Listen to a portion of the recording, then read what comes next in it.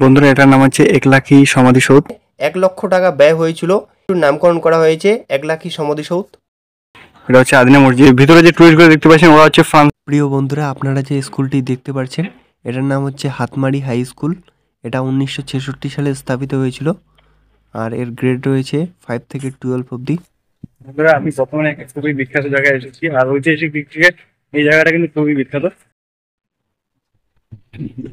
এটা হচ্ছে আদিনা মসজিদ, আর নির্মাণ করেছিলেন সিকান্দার শাহ 1373। এই যে আদিনা মসজিদ দেখতে পাচ্ছেন, এটা নির্মাণ করেছিলেন সিকান্দার শাহ ইলিয়াস রাজবংশের 1373 খ্রিস্টাব্দে। আর এখান থেকে বাস থেকে নেমে আপনারা এখানে যেতে পারবেন, খুবই কাছে। আর এখানে দেখতে পাচ্ছেন বিভিন্ন ধরনের ফুড স্টল রয়েছে, আর ফুচকা, আইসক্রিম, এরকম বিভিন্ন ধরনের ফুড স্টল রয়েছে দেখতে পাচ্ছেন। আমি এখন রয়েছি আদিনা মসজিদের পাশে, মানে বাইরে। ওখানে ভিডিও ফটো কোনো অ্যালাউ নেই, সেজন্য আমি বাইরে থেকে করছি। আর এই আদিনা মসজিদটা 1373 সালে ইলিয়াস শাহ এটা নির্মাণ করেছিলেন, এই দেখতে পাচ্ছেন। আর ঐতিহাসিক দিক দিয়ে এই জায়গাটার খুবই গুরুত্ব। ওই যে ভিতরে যে টুরিস্টগুলো দেখতে পাচ্ছেন ওরা হচ্ছে ফ্রান্সের, ওদের সাথে কথা বললাম। তো ওরা বেশিরভাগই প্যারিস থেকে, মানে ফ্রান্সের রাজধানী প্যারিস থেকে একটা গ্রুপ, সবাই সবাই বয়স্ক। তো তারা নাকি বাসে করে এসেছে, তারা কুম্ভ মেলায় গিয়েছিলেন ওরকম বলেছিলেন, দেখতে পাচ্ছেন সবাই। বন্ধুরা, এই যে এটা হচ্ছে আদিনা মসজিদ, আর এটা নির্মাণ করেছিলেন ইলিয়াস বংশের দ্বিতীয় সুলতান সিকান্দার শাহ 1373 সালে এটা নির্মাণ করেছিলেন। ভিতরে যেহেতু ভিডিওগ্রাফি ফটোগ্রাফি কোনো অ্যালাউ নেই, সেজন্য আমি ফটো তুলতে পারিনি, তো সেজন্য বাড়ি থেকে করছি। দেখতে পাচ্ছেন অনেক ঐতিহাসিক গুরুত্বপূর্ণ একটা জায়গা। আর ভিতরে অনেক ফ্রেন্ডসের ট্যুরে রয়েছেন, তারা বেশিরভাগই প্যারিস থেকে, তাদের সাথে কথা বলে জানতে পারলাম। এই যে বন্ধুরা, ঐতিহাসিক আদিনা মসজিদের ঠিক পাশেই, মানে বাইরে দিকে আসতে হয়। আর যে এটা হচ্ছে আদিনা ইকো পার্ক, এখানে অনেক ফুড স্টল রয়েছে দেখতে পাচ্ছেন, ফাস্ট ফুড স্টল বেশিরভাগই। আর এই যে ভিতরে কি কি আছে। বন্ধুরা, আমি এখন রয়েছি এই যে আদিনা ইকো পার্কে, আর এখানে 20 টাকা টিকিট, 5টা অব্দি নাকি। এই যে দেখতে পাচ্ছেন উপরে লেখা আছে I love Gazole. R historical place হিসেবে আদিনা মসজিদে ওখানে ভিডিও করতে দিল না, ওখানে নাকি ভিডিওগ্রাফি ফটোগ্রাফি কোনোটাই অ্যালাউ নেই। মানে 6-7 মাস আগে কোনো একটা ঝামেলা হয়েছিল, মানে বিবাদ হয়েছিল, সেজন্য ভিডিওগ্রাফি বন্ধ করে দেয় ওখানে।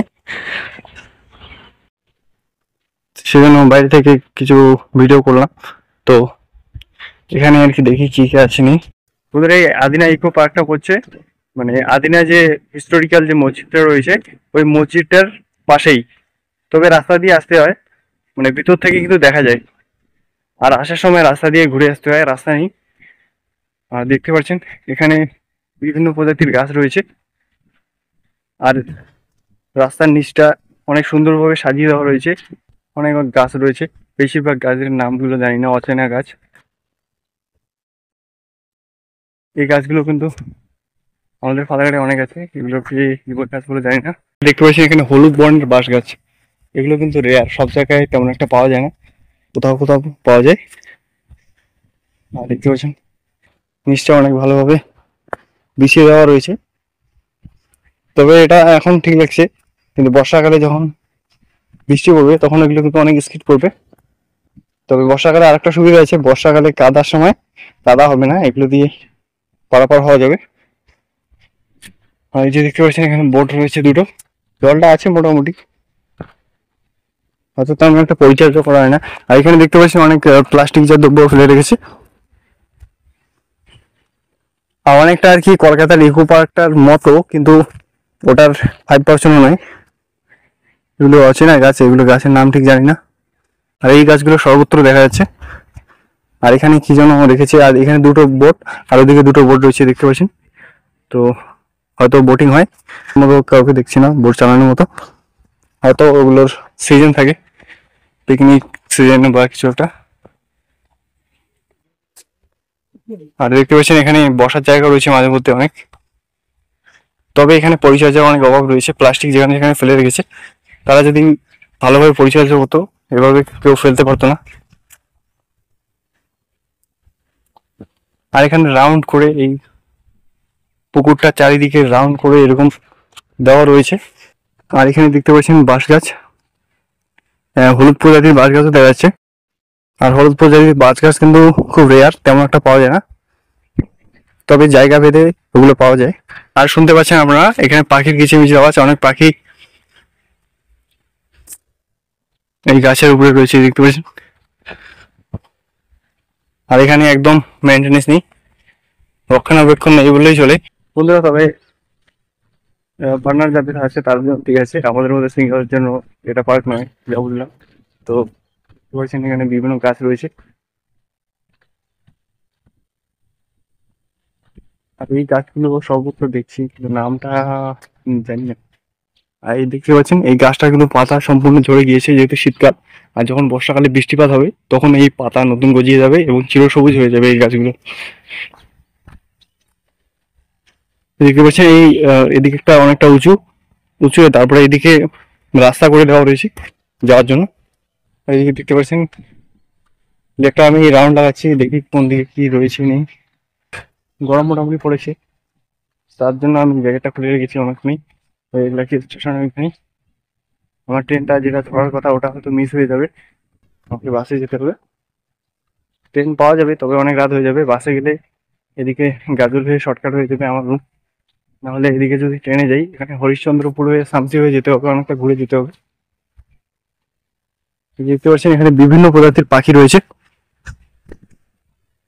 আর এখানে কিন্তু একটু ঠান্ডা অনুভব করছি, যেহেতু গাছগুলো ছায়া প্রদান করেছে অনেকটাই। আর বন্ধুরা পরিচর্যার খুবই অভাব রয়েছে, যদি দেখতে পাচ্ছেন পাতা সর্বত্র যেখানে সেখানে পড়ে রয়েছে। যদি ভালোভাবে মেনটেন করতে, টিকিট নেয় যেহেতু, তো সেরকম করতে পারতো কিন্তু করেনি। এখানে অনেক এরকম বসার জায়গা রয়েছে, যারা রিলেশনে আছে তাদের জন্য ঠিক আছে, বারবার বলতে হচ্ছে। সিঙ্গেল যারা আছেন তারা শুধু এমনি দেখবেন, আর দেখবেন বা কি, শুধু পুকুরটা এরকম চারিদিকে দেওয়া রয়েছে বসার জায়গা আর রাস্তা করে দেওয়া হয়েছে, আর তেমন একটা কিছু নেই। আর ওইদিকে দেখলাম আই লাভ গাজল এরকম, আর তেমন একটা কিছু নেই। এইদিকে দেখতে পাচ্ছেন আম বাগান পিছনে। আর রাস্তা কিন্তু অনেক অনেক দিকে গেছে, এদিকে একটা রাস্তা গেছে, এদিকে একটা, তারপরে মানে বিভিন্ন দিকে রাস্তা ছড়িয়ে ছিটিয়ে দেওয়া রয়েছে, কোনোগুলো সরু রাস্তা কোনোগুলো চড় রাস্তা। তবে এই আম বাগানটা কিন্তু ভালো লাগছে দেখতে পাচ্ছেন।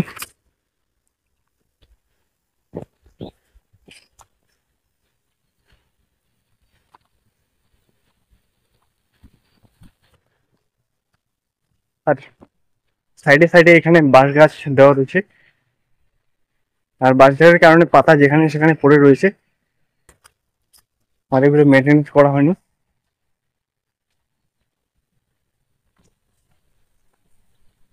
দেখতে পাচ্ছেন এখানে যাতে কেউ বিনা টিকিটে ভিতরে আসতে না পারে সেরকম অ্যারেঞ্জমেন্ট করা রয়েছে, কিন্তু ভেতরে এখানে পরিচর্যা না করার কারণে যেখানে সেখানে পাতা ফাতা পড়ে রয়েছে।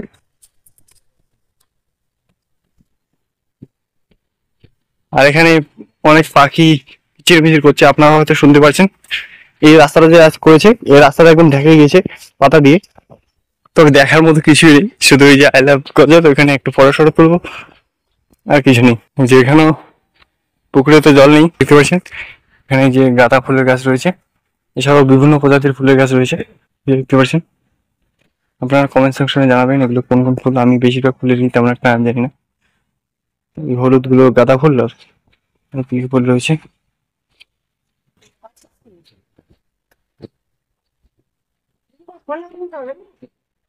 এই যে দেখতে পাচ্ছেন এখানে রেস্টুরেন্ট, আর এদিকে অনেক ফুল রয়েছে।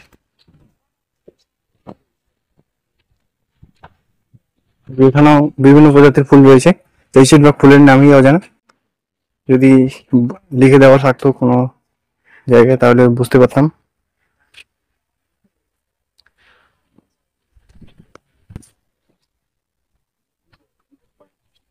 আর এখানে দেখতে পাচ্ছেন একটা ইউনিক স্টাইলে একটা রেস্টুরেন্ট, খাওয়ার জায়গা।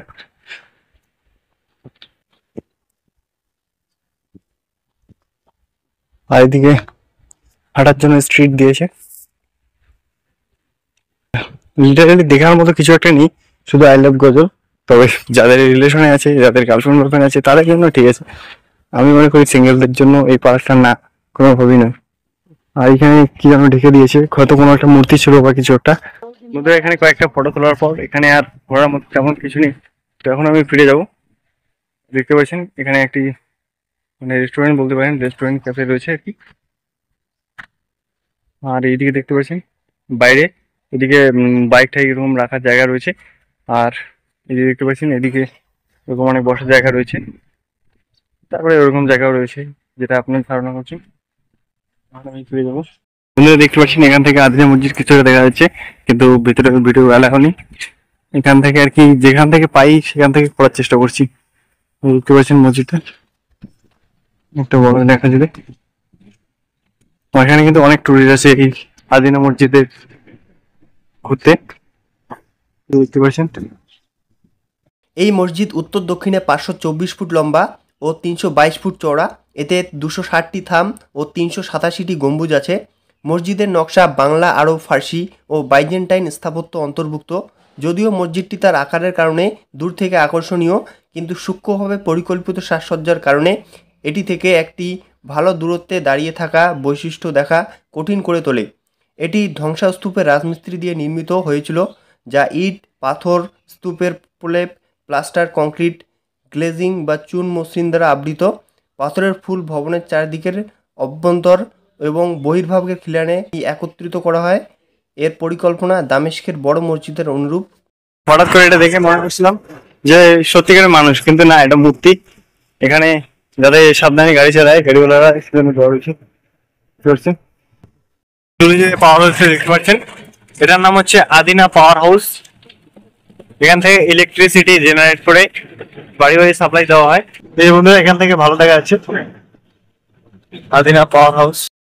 বন্ধুরা দেখতে পাচ্ছেন এটা হচ্ছে গোলঘর, স্থানীয় একজন বললো।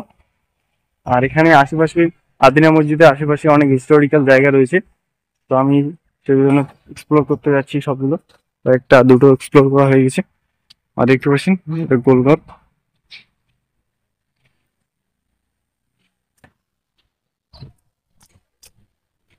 এখানে স্ট্রিট দেওয়া রয়েছে, সবুজ স্ট্রিট, যাতে ভালোভাবে যাওয়া যায়। আর এখানে সুন্দরভাবে ইট দেওয়া রয়েছে, দুধারে সাজিয়ে দেওয়া রয়েছে ইটগুলো। আর এখানে দেখতে পাচ্ছেন ঐতিহাসিক একটা জায়গা।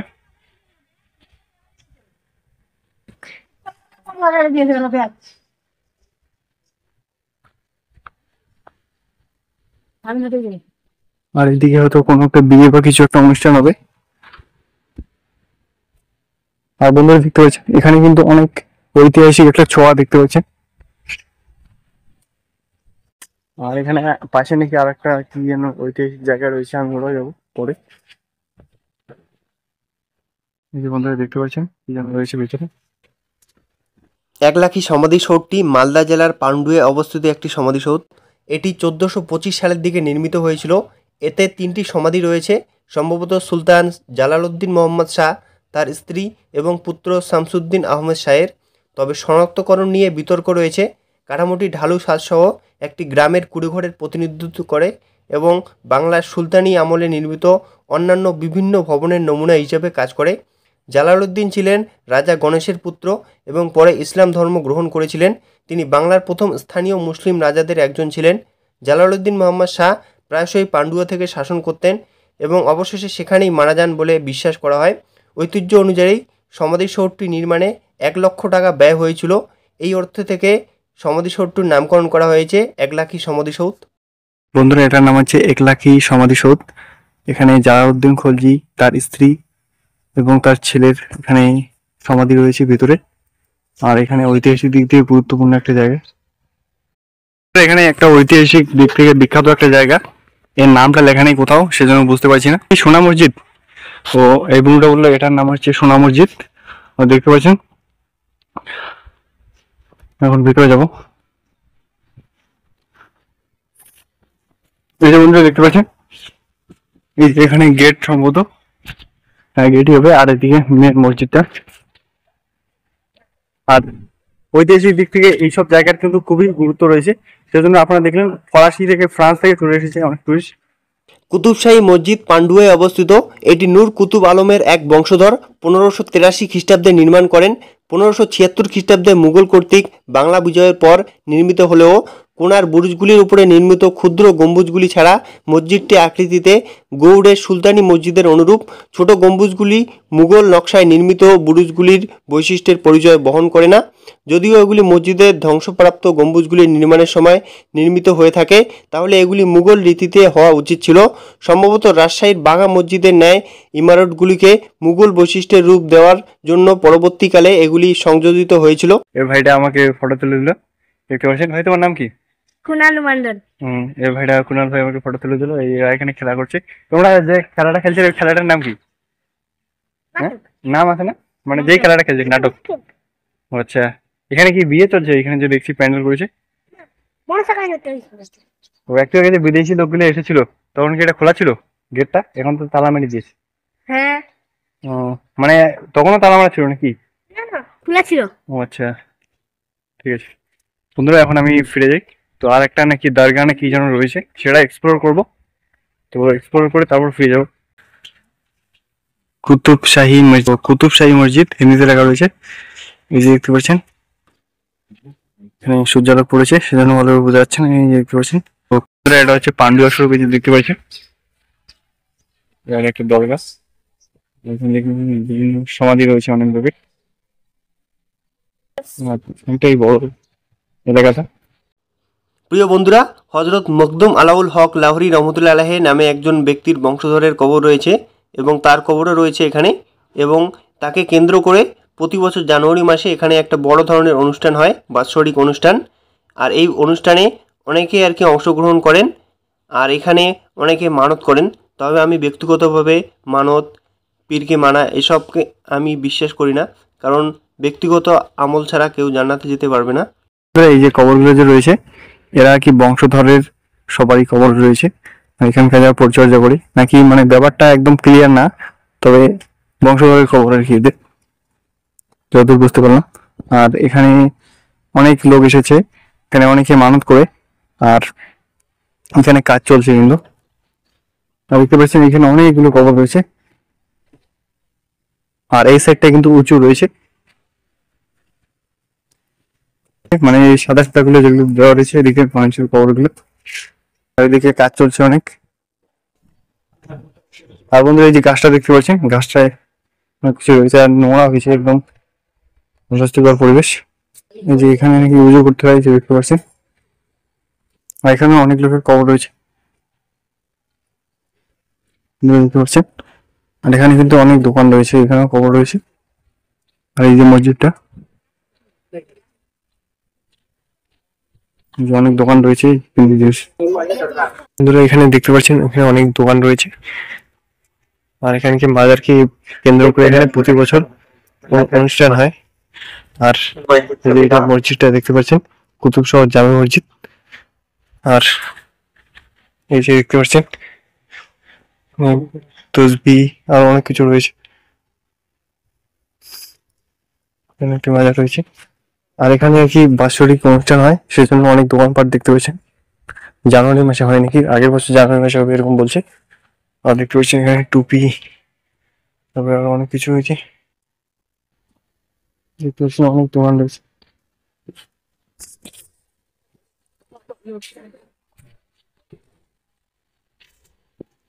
যেখানে অনেক দোকান রয়েছে, এখানে খেলনা এছাড়াও বিভিন্ন ধরনের কসমেটিক প্রোডাক্ট রয়েছে। এখানে দেখতে পাচ্ছেন বাচ্চাদের খেলনা প্রোডাক্ট। এই যে এখান থেকে দরগাটা পুরো দেখা যাচ্ছে, এই যে দেখতে পাচ্ছেন। এখানে কিন্তু অনেকটা নোংরা, কি কি ফেলে রেখেছে। কিছুদিন আগে অনুষ্ঠান হয়েছিল, সেখানে অনেক ফেলে রেখেছে।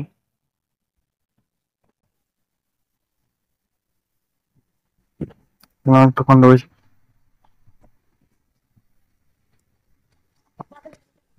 আর এদিকে কাজ চলছে, দেখতে পাচ্ছেন। আশেপাশে অনেক দোকান রয়েছে।